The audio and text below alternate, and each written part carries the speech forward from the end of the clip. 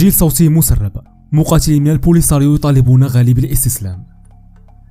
كشف تسجيل صوتي مسرب منسوب لمقاتلين من البوليساريو عن الواقع الذي يعيشه تنظيم البوليساريو، حيث يطالبون إبراهيم غالب الاستسلام بسبب الدرونات وهلاك عناصر التنظيم. وجاء في تسجيل المسرب بأنه قد توفي 10 مقاتلين بالقرب من الجدار الأمني العازل، ويطالب صاحب التسجيل بإيجاد حل طائرة درون بدون طيار أو الاستسلام. وقد أكد صاحب التسجيل الصوتي أنه على قيادة البوليساريو الاستسلام أو الإعلان بأن هناك حرب غير موجودة، قائلا: يجب الاستسلام، أصبحنا في كل يوم يموت أحدنا. وكانت البوليساريو قد نددت في وقت سابق بهجوم مغربي بطائرات بدون طيار، قالت إنه خلف مقتل 12 مدنيا في المنطقة العازلة بالصحراء، وهي المناطق التي تسميها الجبهة مناطق محررة. نشكركم على حسن المتابعة.